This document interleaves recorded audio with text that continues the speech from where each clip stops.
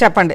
రేపు అంటే ఒకటి కృష్ణా వాటర్, ఇంకా ఏ ఏ అంశాల మీద రేపు అసెంబ్లీలో దాదాపు 2 సంవత్సరాల సుదీర్ఘ విరామం తర్వాత వెళ్తున్నారు కదా, అంటే గతంలో 1-2 సార్లు వెళ్ళినా అక్కడేం చర్చల్లో పార్టిసిపేట్ చేయలేదు కదా, ఏ ఏ అంశాలని కేసీఆర్ గారు ప్రస్తావించనున్నారు, అసెంబ్లీలో ఏం చేయనున్నారు? గతంలో అసెంబ్లీ సమావేశాలలో మేము ఇచ్చిన వాయిదా తీర్మానాలని తిరస్కరించడం జరిగింది స్పీకర్ గారు సమక్షంలో. మేమేమంటున్నాం, స్పష్టంగా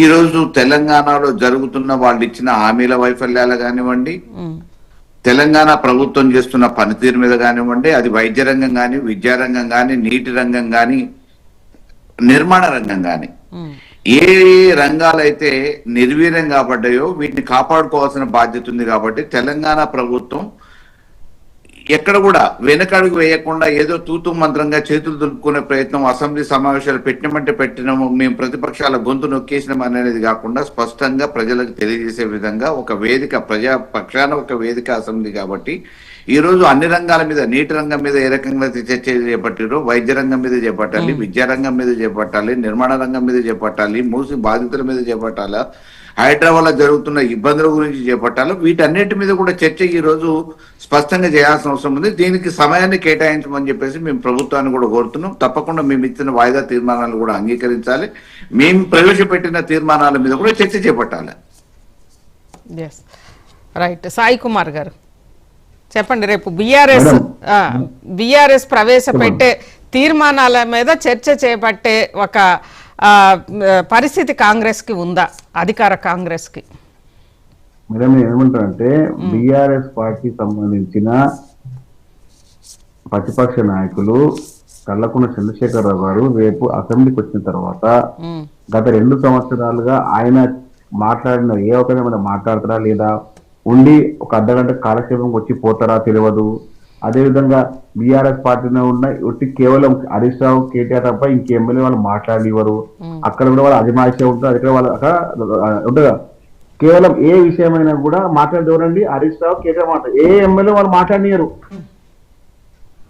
ఇప్పుడు కేసీఆర్ వచ్చిన తర్వాత కూడా అర్ధగంట ఉంటాడు, కూర్చొని పోతాడు అంతే. వచ్చిన ముఖ్యమంత్రి సమాధానం చెప్పారు కానీ రేపు అసెంబ్లీలో కూడా కాంగ్రెస్ పక్షాన కేవలం అన్నిటికీ ముఖ్యమంత్రి గారే చెప్పారు. అట్లనే మా ప్రధాన ప్రతిపక్ష నేతగా కేసీఆర్ గారే చెప్పారు. కాబట్టి ఒక పార్టీ వ్యవస్థ ఇది, దీంట్లో మా సభ్యులు కూడా ఉంటారు, మీ సభ్యులు ఉంటారు, చర్చ జరగాలి. ఆ వివేక్ మాట్లాడినాడు, ఆ ఎవరు మాట్లాడినాడు, ఇక వ్యవస్థ ఎవరు చెప్పలేరు. ఏదైనా హరీష్ రావు, ఏదైనా కేటీఆర్ మాట్లాడు అంటే ఒక్కరు కూడా అధికారంలో లేకున్నా కూడా ప్రతిపక్షం ఉన్నా కూడా ఎవరిని మాట్లాడాలనేది మీరు కాదుగా నిర్ణయించేది. మా పార్టీ పక్షాన మేము ఎవరికి అవకాశం ఇవ్వాలనేది మేము నిర్ణయిస్తాం. మేము ఎవరు మాట్లాడాలనేది మీరు నిర్ణయించడానికి లేదు అధికార పక్షం.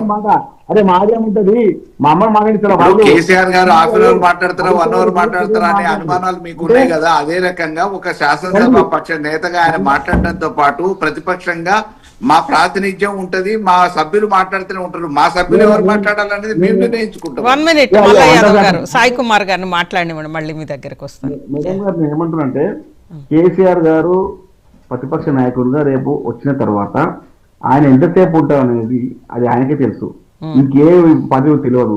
ఆ తర్వాత వెళ్ళిపోయిన తర్వాత ఇంకా ఇద్దరు ఉంటారు.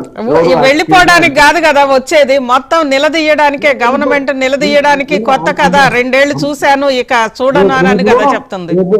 రేపు కేసీఆర్ గారు ఉంటే ప్రతిపక్ష నాయకులుగా ఉండి ఆయన మాట్లాడాలని చెప్పి వాళ్ళ నాయకులు అనుకుంటున్నారండి, మేం కాదు. మా నాయకుడు రావాలని వాళ్ళు అనుకుంటున్నారు.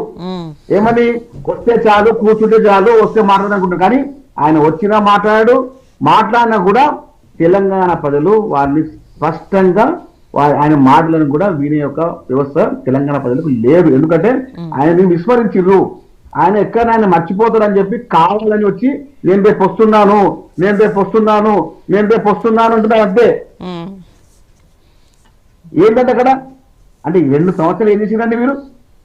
ప్రతిపక్ష హోదా సిద్ధాంతం చేసేది మీరు. ప్రజల పక్షంగా కాంగ్రెస్ పార్టీ మాట్లాడుతున్నప్పుడు మీరు కేవలం వచ్చి వారి యొక్క సూచనలు లేకుండా కేవలం ఫామ్ హౌస్ పరిమితం అయ్యి అక్కడి నుంచి వ్యవహారం చేసి నేను వస్తున్నాను, రండి, మేము ఆహ్వానిస్తున్నాం. పూర్తి సమావేశాలు, శీతాకాల సమావేశాలు పూర్తిగా మీరు ఉండండి, అసెంబ్లీలో కూర్చోండి, స్పష్టంగా మీకు సమాధానం ఇవ్వడానికే, మీకు ఆ వ్యవస్థకు చెప్పడానికే కాంగ్రెస్ పార్టీ మొత్తం సిద్ధంగా ఉంది. కానీ మీరు వచ్చి చుట్టం చుట్టంగా వచ్చి పెళ్లికి వచ్చినట్టు పోతాను అన్నం పోతానంటే కాదు. మిమ్మల్ని తెలంగాణ ప్రజలు నివేదిస్తున్నారు. మీరు గత 10 సంవత్సరాలు చేసిన మోసాలని, మీరు చేసిన గోట్లని స్పష్టంగా తెలియజేయడానికే కాంగ్రెస్ పార్టీ సిద్ధంగా ఉంది, టీఆర్పీ సిద్ధంగా ఉంది. మీరు ఎన్ని వాగ్దానాలు చేశారు, ఏ విధంగా అప్పులు చేశారు, ఏ విధంగా కుంభకోణాలు చేశారు, ఏ విధంగా మోసాలు చేశారు, ఏ విధంగా తెలంగాణ రాష్ట్రాన్ని దివాలా చేశారని చెప్పి స్పష్టంగా రేపు అసెంబ్లీ సాక్షిగా మేము చెబుతాము, చెప్పి తీరుతాము. మీరు ఇంటికి రావాల్సిందే, అది ప్రతిపక్ష నాయకులు కానివ్వండి, బీఆర్ఎస్ పార్టీ ఎమ్మెల్యేలు కానివ్వండి. ఎందుకంటే మీరు రాజకీయం చేయాలనుకుంటున్నారు. ఎవరితో? తెలంగాణ ప్రజల యొక్క మనోభావాలతో.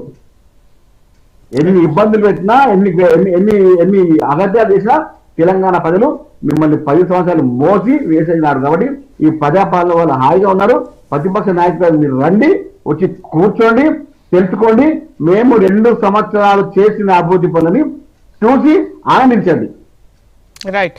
శ్రీకాంత్ గారు, చివరిగా అసెంబ్లీలో 2 పార్టీలు, అటు అధికార పార్టీ అదేవిధంగా ప్రతిపక్షం, స్వయంగా కేసీఆర్ గారు మాజీ సీఎం, అదేవిధంగా ప్రస్తుతం సీఎం రేవంత్ రెడ్డి గారు ఇద్దరి మధ్య జరగబోతోంది. కాబట్టి ఎలా ఉంటే బాగుంటది అని అనేది మీరు అనుకుంటున్నారు? మేము ఒకటే మేడం, ప్రజలకు సంబంధించినటువంటి వాళ్ళకి న్యాయం జరగాలి, ప్రతిపక్షం అనేటువంటి బలంగా ఉన్నప్పుడు మాత్రమే అది జరుగుతుందని చెప్పేసి పూర్తిగా నమ్మేటువంటి వ్యక్తులం మేము ఏం కోరుకుంటున్నాము, ఒక ఇరిగేషన్ పైన శ్రీశైలం సంబంధించినటువంటి దానిపైన కేసీఆర్ గారు ఏదైతే మొన్న ప్రెస్ మీట్ ద్వారా మాట్లాడిలో దాని ఒకదానిపైనే చర్చ జరిగితే తెలంగాణ ప్రయోజనాలు చేకూరుతాయని నేను అనుకుంటలేదు.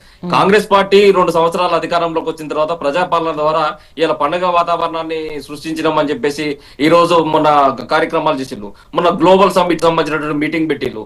ఆ మీటింగ్ లో కూడా ఏం చెప్పిండు, గ్రోత్ ఇంజన్ సర్కార్ అని చెప్పేసి మా కాంగ్రెస్ పార్టీ గ్రోత్ ఇంజన్ సర్కార్ ఇది 2047 కల్లా గ్రోత్ ఇంజన్ సర్కార్ చేస్తామని చెప్పేసి అన్నారు.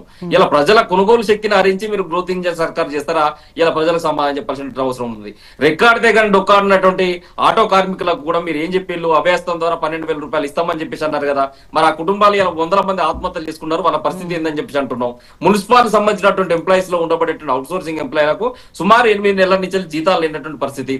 వాళ్ళ అవుట్ సోర్సింగ్ ఎంప్లాయీస్ ఎక్కడ కూడా అన్ని డిపార్ట్మెంట్లలో కూడా ఎక్కడ కూడా 8 నెలల నుంచి జీతాలు లేనటువంటి పరిస్థితి. పెన్షనర్ దారులకు పెన్షన్లు ఇచ్చేటువంటి పరిస్థితి లేదు ఈ సర్కార్ దగ్గర. ఇలా ఇవన్నీ కూడా సమస్యలు. సూది దూది లేనటువంటి వైద్యము, ప్రాథమిక ఆరోగ్య కేంద్రాలన్నీ కుంటుపడి ఉన్నాయి. పల్లెలన్నీ కూడా మొత్తం కూడా డయేరియా, మలేరియా, డెంగ్యూ, విష జ్వరాలతో ప్రబలి ఉంటే కనీసం ప్రాథమిక ఆరోగ్య కేంద్రాల్లో కనీస ప్రాథమిక అవసరాలు అయినటువంటి మందులు లేనటువంటి పరిస్థితి ఇలా కనపడుతుంది. డాక్టర్లు లేనటువంటి పరిస్థితి కనపడుతుంది. ఇంక్యుబేటర్స్, చిన్నపిల్లలను పెట్టేటువంటి ఇంక్యుబేటర్ లేనటువంటి పరిస్థితి కనపడుతున్నాయి. ఈ పరిస్థితులన్నింటినీ కూడా మీరు ఏం సమాధానం చెప్తారో ప్రజలకు ఇలా అసెంబ్లీ వేదిక ఈ చర్చ జరగాలి. ఇలా రైతులు పండించినట్టు వరికి మద్దతు ధర లేదు, జొన్నల కల్లాలలో ఉండే వాటి కొనే నాదులు లేదు, పత్తి కల్లాలలో ఉండే వాటి కొనే నాదులు లేదు. వీటిపైన మీరు ఇలా మాట్లాడాల్సిన అవసరం ఉంది. అకాల వర్షాలతో ఏదైతే అన్నదాతలు ఆగమైపోయిందో, అన్నదాతలు ఆగమైపోతే మీకు ఎంత నష్టపరిహారము రైతులకు ఇచ్చిల్లో ఇలా అసెంబ్లీ సాక్షిగా మీరు ఒక శ్వేతపత్రాన్ని రిలీజ్ చేయాల్సిన అవసరం ఉన్నది. ఇంకొక మాట మీకు చెప్పదలుచుకున్నాం మేడం, మేము ఇదే జనం మాట ద్వారా తిరుగుతుంటే అశ్వరావుపేట సంబంధించిన ప్రాంతంలో కొన్ని 100 ఎకరాల సంబంధించినటువంటి పామాయిల్ సంబంధించినటువంటి తోటలకు గత బీఆర్ఎస్ ప్రభుత్వంలో మంత్రిగా ఉండబడేటువంటి తుమ్మల నాగేశ్వరరావు గారు 20 రూపాయల చొప్పున ఆ యొక్క చెట్టును తీసుకొచ్చేసి 200 రూపాయలతోనే ఈయనకు అమ్మి అయితే ఈయన 200 రూపాయలతోనే దాన్ని తీసుకుపోయి రైతులకు ఇచ్చిళ్ళు. సుమారుగా 3 సంవత్సరాలుగా ఆ పంటను వేసి కనీసం ఖాతా రాకపోవడంతో 4,000 నుంచి 5,000 ఎకరాల సంబంధించినటువంటి పామాయిల్ తోటలను ధ్వంసం చేసుకున్నారు రైతులు. ఆ రైతాంగం గురించి రేపు రోజున అసెంబ్లీలో మాట్లాడాలి. తుమ్మల నాగేశ్వరరావు చేసినటువంటి అవినీతిని కూడా ఇలా రైట్. శ్రీకాంత్ గారు, రైట్, థ్యాంక్ యూ శ్రీకాంత్ గారు. అదేవిధంగా ప్రేమేందర్ రెడ్డి గారు,